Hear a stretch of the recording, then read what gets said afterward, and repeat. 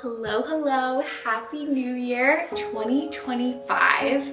Today we are simply going to sit down and talk about our dreams and desires for the new year. This is an annual video around here, a bit of a tradition where I share just some personal dreams and healthy habits and inspirations that I've sort of pondered on this time between Christmas and the new year. So I'm excited to share. I really do love to take this time to just rest and reflect. I am such a seasonal person. Despite living in Florida, I feel like I do try to hone into the time of year and just really find that this time of year is so fit for reflection and for new inspiration, and just trying to hone in as much fresh inspiration as possible. And especially with everything we've been through this past year, I feel like I've really had more time, or desired more time, to sort of sit and reflect and just really be so grateful, because this past year, my biggest dream has come true, to become a mother. It's just been so surreal, and I'm just still sitting in that gratitude, and I hope to always be sitting in that gratitude, because our son just feels like such a miracle, especially because there were some definitely rough patches through the journey. So we're glad to be rejoicing and just spending time together. So excited to dive in. I had some morning coffee in this mug earlier today, but we've moved on to our tea. Very refreshing. We're getting close to sunset at this point. We spent some time at a garden today. One of my friends, such a great gift idea. She gave us a membership to a local garden that we absolutely love. So now we're members and can go anytime we want. He wants to be part of this. He's like, I have dreams too, So that was really lovely. We did a picnic there with some of our favorite Cuban food, and then we went to the garden center, called Palmer's actually, very fitting, and we picked up some strawberry plants, which I'll update the vlog soon. I don't mean to get too off topic, but it was a lovely time together. And I did want to share this poem. I've shared this author, Tess Gunnery, many, many times, but I adore her poetry. I find so much inspiration from her words, and I thought this poem was very timely and fitting for today and just the new year in general. It says, "There are times in vibrant crowds and lessons learned by night, days of tears and heart work, summer's golden, glowing, bright seasons." And yeah, I feel like, again, I just really truly love to hone into the different seasons, and it's just all encompassing with life as well. There's times of true joy, and there's times where it's a bit stormier, and there's times where our days feel like they're basked in sunshine, and other days where, it just feels super dark. So I just want to encourage you, whether you're in one of those sunny times or one of those dark times, like, it ebbs and flows, and I just hope that you'll be able to find some inspiration as we continue to step into 2025. I'm really just hopeful. I think having a hopeful heart is just so much more life-giving than having a doom and gloom sort of perspective. So here is what we jotted down so far. Thankfully, I did some reflection when I turned 28 back in November, so I already had some thought starters, so that was great. First and foremost, of course, I'm in this new chapter of motherhood, and one of my biggest desires is to bond, adventure, and fill our son's days with enrichment. I feel like enrichment is one of my favorite words, especially when it comes to parenting and motherhood. I feel like it's just helpful to be like, okay, what's a way I can fill our day with enrichment? Whether it's spending time outside, reading. I just feel like I love that word, and I love to just pursue enriching days. So maybe I've read a lot about that. Like, that's been a common buzzword in these parenting books and whatnot, but I like it. It's stuck. So we're going to fill our days with enrichment with an emphasis on spending time outside. I just, now more than ever, feel like time in nature is so healing, so grounding for the whole family, our dog included. So I want to continue just spending as much time outside as possible, which brings me to my next desire, and that's to add more life to our backyard space. We love our backyard so much. We spend so much time out there already, but I want to continue to just add different elements to the garden, starting to make some elements for our son to play in. I love the idea of a mud kitchen, love the idea of an outdoor shower, love the idea of a beehive.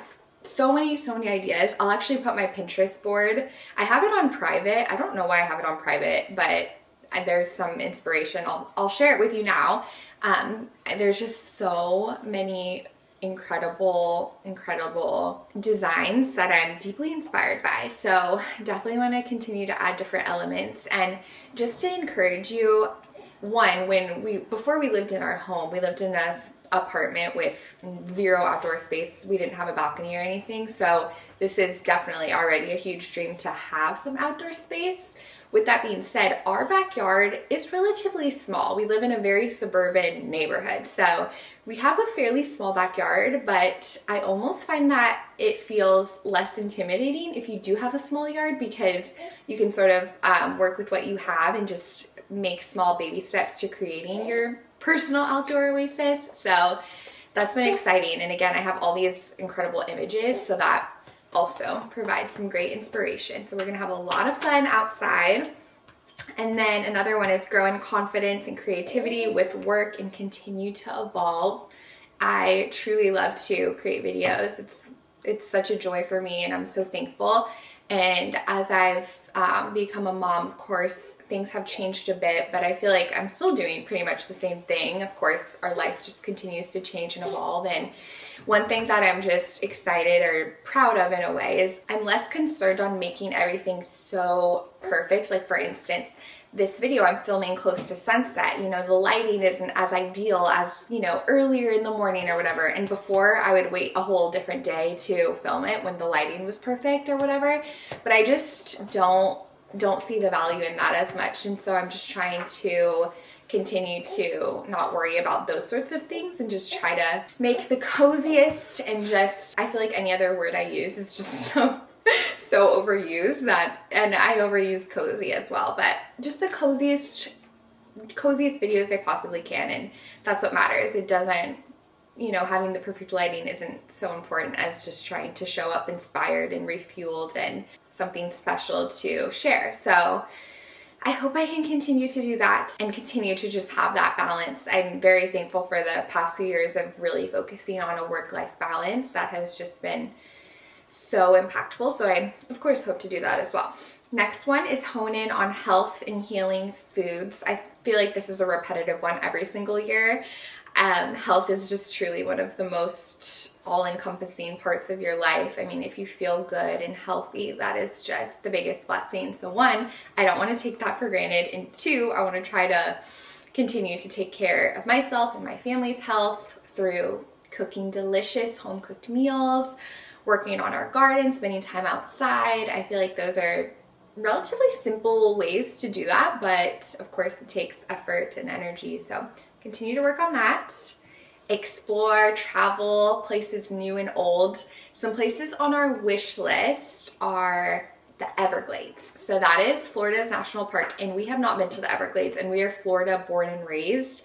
So hopefully we will be going there very soon, and I'm very excited to make a travel vlog because we've been researching it and whatnot, but couldn't find too many travel vlogs. So I'm hopeful we can make that happen. And I believe the terrain is quite similar to where we live because the Everglades is so huge, and the beginning of the Everglades actually begins close to where we live. Not technically, but some of the water actually flows down to the Everglades from Central Florida, which is just, it's also interesting. So I'm excited to learn more about that, but then also hopefully visit, and that'll just be a great thing to explore. And then we would love to do an international trip because Mr. has his passport, so we gotta put that to use, get those stamps coming. And some places we're thinking of, I always love to hear different advice if you have any, or if you endorse a certain place. We're thinking of possibly doing Northern Italy, Switzerland, and then over Christmas break, we call it, I introduced Brandon to The Sound of Music. He had never seen The Sound of Music, so that was amazing because he loved it. I wasn't sure because he's not super keen on musicals. He says that, but actually we watched The Greatest Showman as well, and he also enjoyed that. So I think he needs to reevaluate that statement. I think he likes musicals now. But it'd be amazing to maybe add Austria onto that little excursion, because I mean, it's the Alps, so we could maybe just hop along take a train. We'll see. I'm feeling pretty jazzed about that idea, so we'll see if we can make that happen. We love Vermont, maybe another fall trip to Vermont, or maybe thinking somewhere in the UK. I don't know. We're gonna need to hone that in more, but I'm very hopeful and love the idea of investing in more family trips. The next one is prioritize friendships and thoughtfulness. I am just so thankful for the friendships that we've really established and gotten closer, the people we've gotten closer with the past few years. I mean, there were so many life changes from high school to college to young adulthood to motherhood. It's just like this age of life, I feel like there's so many people in different seasons, which I love to have people in different seasons of life that we can learn from, but also it's so nice too to have people who are walking through the same sort of phase of life, just to sort of have camaraderie. So that's been amazing, and I just want to continue to invest and just make memories with our friends and family.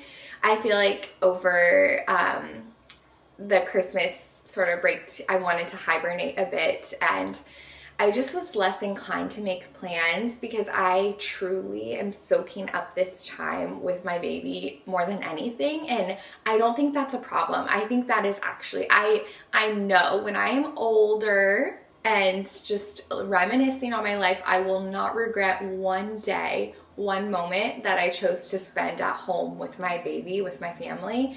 That is just truly my happiness. So I don't necessarily feel like I want to pressure myself to do more things with friends. I think it'll just be sort of establishing more time to do stuff as a family with our friends, because that just feels really comfy right now with our young son. And then also my female and friendships are so important and sort of fill a different part of my heart than,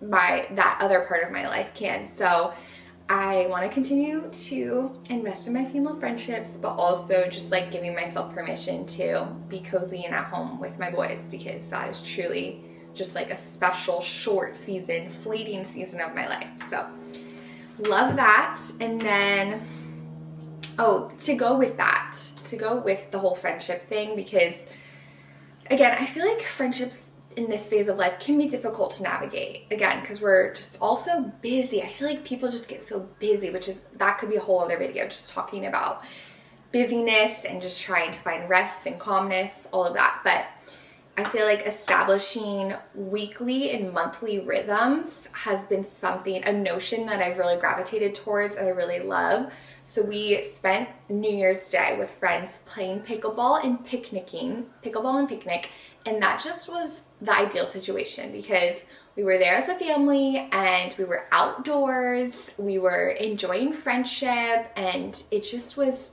such a great activity, and all of us were just talking about how fun it was. And so we're gonna do that once a month now. It's not too overwhelming. Like, we didn't say once a week. We might, if we have the opportunity to do it more frequently, but just doing certain things once a month or once a week with friends, that feels a lot less, okay, well now we have to plan something new every time. It feels less overwhelming, because sometimes, for me at least, the burden can be of just like thinking of something fun to do and having the mental energy to do that, and then also go out and about. So I feel like that is a really fun idea. And what we did is, at the end of like our little gathering, we looked at our calendars and picked a day to do it the next month. So we'll probably try to do that every month, so that we already have it on the calendar, we already have it planned, so we don't have to like get a group text and all that. So that is exciting. And then another thing I love to do, which we used to do a lot more game nights when we were young. I'm kidding, of course we're really young, but when we were first married, and we sort of fell off with that. But something I love is trivia. There are a lot of local restaurants that will do trivia nights, and I think that's an amazing way to hang out with friends too, because no one has to host. You go to the restaurant, they already have it all set up, you're together having a fun time. That's another great thing about the pickleball and picnic, because we all brought food, but that was so easy. No one had to like clean their home, like prep all this stuff. So free ideas. And then what was another one? I thought of another one. Farmer's market is always fun to do with friends. Yeah, I'll keep sharing ideas as I come up with them. And then I also do love to host. I really do. So even though maybe I think something that I just need to accept is I'm going to need to just be more realistic and have more intimate gatherings, because as much as I want to have everybody over, it's just, especially if I'm trying to do a dinner party and whatnot, it's just a little tricky for me right now, especially, you know, my hands are full. So in the best way, I don't feel like, I don't know. And sometimes having more intimate settings can provide like deeper conversation and more intentional moments. So yeah, I'm still navigating that, but I think that's going to be the best route for now. And I want to like get better. I've said this last year, I think, but I love to host, and sometimes I'll like just buy pre-made food or cater, which is very helpful, but I love cooking as well. So just being able to get a little more refined with creating recipes maybe ahead of time, and then, I don't know, having a full menu and then serving my loved ones just is so fun, and I love that idea, but it can still be a little overwhelming for me. So yeah, just kind of honing those skills so that we can improve on our hosting year after year. So, and finally, our last one, expand my spiritual knowledge and growth. I feel like this just, it's gotta be on there. That's given. I just want to continue to deepen my faith always. It's such a huge, crucial part of my life, and truly the source of my joy and my strength, truly. And I'm just so thankful for that. And I'm very thankful. I feel like for as long as I can remember, I've had a childlike faith. It just makes sense to me. Like believing in God and Jesus makes sense to me. When I read the Bible and see what he maps out for us and how to live, I'm like, oh yeah, that makes for a healthy life. Oh yeah, that makes for a healthy life. It's just thankfully like clicked from a young age, which I know doesn't always happen. And you know, I've definitely had my moments where I'm like, okay, why would you do this? Why do we live with so much evil around us? I of course have my moments of questioning, but I think establishing this is just something that needs to be on my radar time and time again, because it's like a muscle. You want to continue to work your faith, and just biblical knowledge could be something I improve in, because I didn't grow up going to church. So I feel like some of the Bible stories and just biblical knowledge, I'm kind of like, you know, I'm going to need to refer back to you, because I don't know everything perfectly in my mind. So that'd be something positive to work on, of course. But that's everything I wrote down. I feel like I could sit here and yap all day long. Some other like home projects. I think continuing to work on home projects sounds really nice too. When we first moved into our home over 4 years ago at this point, which shout out if you've been along with us since our apartment or even before, I was on a roll with the house projects. I was on a roll, just really jazzed about working on home stuff. And I feel like that transitioned to more garden stuff, which I still am more excited about the garden stuff, if I'm honest. But there's a few spots of our home that I still would love to sort of invest in, kind of make our own. I'm excited to work on our little playroom, reading room in the front. I've started working on that, so I will be sharing some details soon.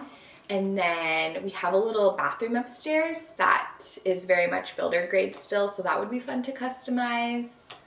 So yeah, we have a lot of things, a lot of fun projects to look forward to on the horizon. And I'm just, again, super, super hopeful, super thankful.